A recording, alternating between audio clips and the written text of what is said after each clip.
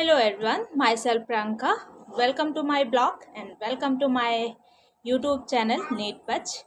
I hope आप सभी लोग अच्छे होंगे. मैं आज डिस्कस करूंगी कि मेरा एग्ज़ाम नीट 2025 का पेपर कैसा गया और मेरा ड्रॉप कौन सा था. बेसिकली आप सभी को पता है कि नीट 2025 का पेपर लिटरली बहुत टफ था, लेंदी था, कैलकुलेटिव्स था, स्पेशली फिजिक्स में. फर्स्ट ऑफ ऑल तो मैं बता दूं आपको कि ये मेरा थर्ड ड्रॉप था और अब मैं इसके बाद कोई भी ड्रॉप नहीं लेने वाली. अब मुझे जो कुछ भी मिलेगा एमबीबीएस के अलावा बीडीएस बीएमएस, मैं वो अपना लक समझ के एक्सेप्ट कर लूँगी. नीट की प्रिपरेशन करने के टाइम मैंने जितना हार्ड वर्क किया है वो सिर्फ मुझे ही पता है कि मैंने कितना हार्ड वर्क किया है. मैंने अपना पूरा 100% एफर्ट दिया. मेरे से जितना हो पाया मैंने वो किया.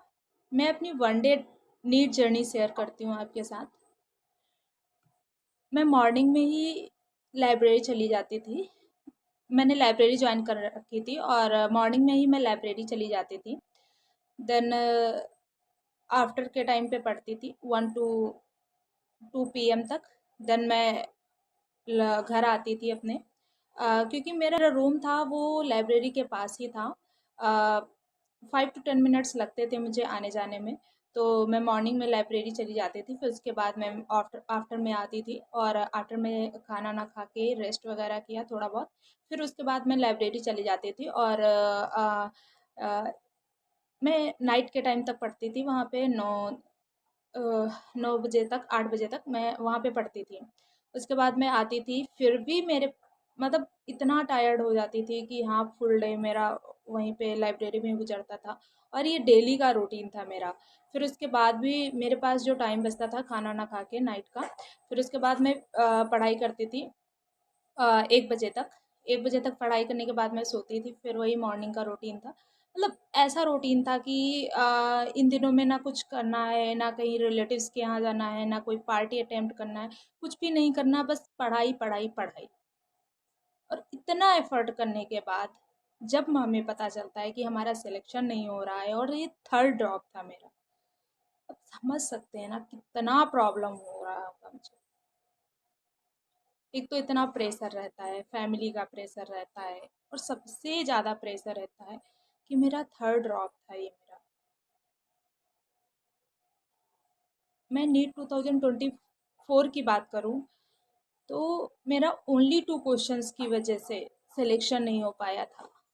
फिर मैं सोची कि हाँ, मैं बॉर्डर पे हूँ, मैं इस बार अपना 100% देके सिलेक्शन सिक्योर कर लूँगी, सिलेक्शन ले लूँगी 2025 में. इस होप के साथ में मैंने प्रिपरेशन स्टार्ट की थी और मैंने दिया भी.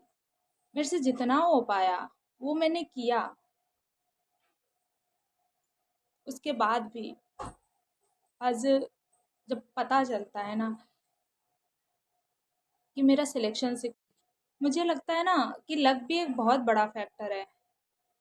अगर आपका लक साथ देता है तो आप सब कुछ कर ले जाओगे. और अगर आपका लक साथ नहीं देता है तो आप चाहे जितना पढ़ लो, चाहे जितना हार्ड वर्क कर लो, चाहे जितना एफर्ट कर लो, अपना 100% दो, कुछ भी करो, अगर आपका लक साथ नहीं है ना तो आप कुछ भी नहीं कर पाओगे. सेम केस मेरे साथ है. मैंने नीट 2024 में भी बहुत हार्ड वर्क किया था. ठीक है, नहीं हो पाया सिलेक्शन. फिर मैंने 2025 में भी बहुत एफर्ट किया और फिर से मेरा लक साथ नहीं दिया. सेम चीज़ फिर से रिपीट हो गई. अब एक चीज़ तो तय है कि मैं अब नीट की प्रिपरेशन नहीं करूँगी. मैं यहीं से नीट क्विट करती हूँ. अब मुझे जो कुछ भी मिलेगा मेरी रैंक पे, एमबीबीएस मिल जाएगा तो बहुत बेटर है. बट मुझे नहीं लगता है कि बिल्कुल चांस नहीं है. अगर लक बहुत अच्छा हुआ है तो मिल भी सकता है, लेकिन लक तो साथ देता ही नहीं है मेरा. तो MBBS के अलावा BDS BMS मुझे जो मिलेगा वो मैं ले लूँगी, अपना लक समझ के मैं उसे कंटिन्यू करूँगी।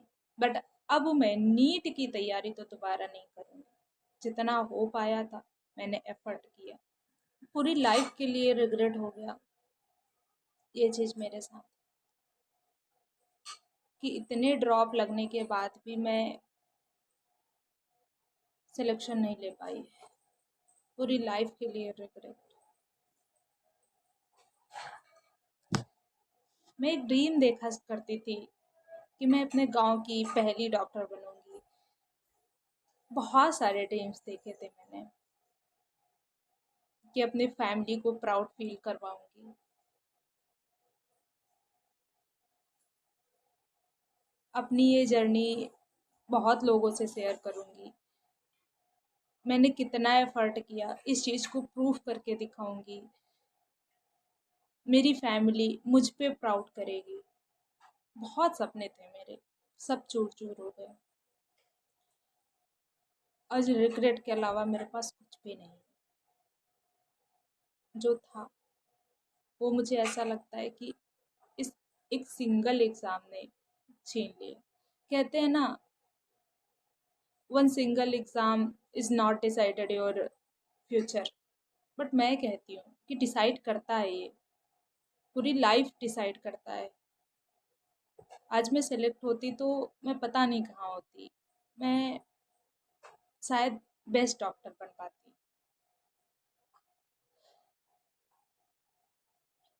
एक सिंगल एग्ज़ाम डिसाइड करता है आपका फ्यूचर, कि आपका फ्यूचर कैसा होगा, करता है डिसाइड। नीट 2025 का जो एग्ज़ाम पेपर एनटीए ने बनाया है वो एकदम अनप्रेडिक्टेबल था। ऐसा नहीं पेपर आना चाहिए था, क्योंकि जो 3 to 4 years का ट्रेंड था कि हाँ पेपर इजी टू मॉडरेट आता था, वैसा ही बनाना चाहिए था। फिर भी अगर टफ बना दिया तो इतना भी टफ नहीं करना चाहिए था कि बच्चों को रोना तक आ जाए। अब तो हमें ये भी नहीं पता कि हमारी रैंक कितना क्या आएगा, रैंक कैसी रहेगी। मेरा स्कोर तो ठीक है, स्कोर पता है मुझे कितना क्या आएगा। रैंक पता नहीं, मेरी रैंक कैसा आएगा पता नहीं, सिलेक्शन हो भी पाएगा या नहीं हो पाएगा।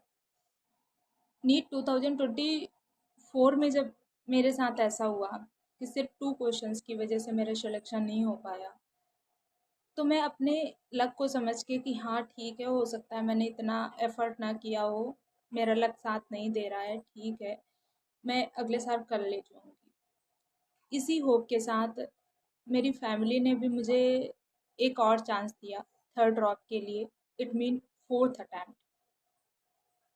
और थर्ड ड्रॉप में भी सेम चीज़ जब मैं रिपीट कर रही हूँ तो मैं किसी को भी फेस नहीं कर पा रही हूँ, ना मैं अपने आप को, ना रिलेटिव्स को, और स्पेशली मैं अपनी फैमिली को भी फेस नहीं कर पा रही हूँ। क्या ही बताऊँ उनसे कि मेरा एग्ज़ाम कैसा था कैसा नहीं। अपनी फैमिली को मैं कैसे फेस करूँ। मैंने लास्ट ईयर बस यही बोला था कि हाँ मैं इस बार पक्का सिलेक्शन करके दिखाऊंगी। नीट 2024 में नहीं हो पाया, ठीक है मैं कर ले जाऊंगी 2025 में। और फिर से वही हो गया मेरे साथ। मैंने पेपर कैसे अटेम्प्ट किया था मैं थोड़ा सा बताती हूँ। पहले मैंने ओरली थोड़ा सा पूरा पेपर देख लिया था जब मुझे पेपर मिला था। फिर उसके बाद मैंने first of all bio attempt की थी। बायो के सारे 90 क्वेश्चंस जो जो मुझे आ रहे थे वो मैंने कर लिया था। फिर उसके बाद मैंने OMR फिलिंग की थी, उसमें भी मुझे 1 घंटे से अबव लग गया था। फिर मैं केमिस्ट्री के पोर्शन पे आती हूँ। केमिस्ट्री के पोर्शन में भी सेम चीज़ किया। जो मेरे से क्वेश्चन हो रहे थे वो मैंने कर लिए, जो नहीं हो पा रहे थे वो मैंने छोड़ दिए थे सेकंड राउंड के लिए। और उसमें भी मुझे विद OMR 1 आवर लग गया था। फिजिक्स पे गई। फिजिक्स के क्वेश्चन जब मैं कर रही थी तो लिटरली मेरा नहीं हो रहा था, और मेरा जो कोड था पेपर का वो 45 था। और वो बच्चे रिलेट कर पा रहे होंगे जिनका कोड 45 था और जो नीट 2025 का एग्ज़ाम दिए हैं। स्टार्टिंग में ही फिजिक्स के पोर्शन में बहुत सारे क्वेश्चन जो थे वो टफ थे। और जब मेरे से फिजिक्स के क्वेश्चन नहीं हो रहे थे तो मैं वापस सेकंड राउंड के लिए बायो में और केमिस्ट्री में गई। जो जो क्वेश्चन छोड़े थे वो मैंने दोबारा किए, उसकी ओमार फिल की। जो जो क्वेश्चन नहीं आ रहे थे वो मैंने छोड़ दिए थे। और फिजिक्स तो लिटरली बहुत बेकार गई थी। देन जब मैंने मैच वैच किया था तो भी क्वेश्चंस बहुत सारे गलत गए, जितना एक्सपेक्ट भी नहीं कर सकते। मतलब फर्स्ट ड्रॉप मैंने जब लिया था, सेकंड अटैम्प्ट दिया था, मेरा उतना स्कोर तब आता था। इतना गंदा स्कोर तो मेरा आज तक सेकंड या फिर थर्ड ड्रॉप में आया ही नहीं, जितना गंदा स्कोर मेरा बन रहा है। क्या ही। सो नीट 2025 का एग्ज़ाम तो मेरा अच्छा नहीं गया। और अब हिम्मत भी नहीं है कि मैं आगे ड्रॉप ले सकूं। तो अभी जो मिलेगा वो मैं ले लूँगी। ये मेरी नीट जर्नी थी। आज के ब्लॉग में इतना ही। Thank you for watching my video. Please like and share. Thank you.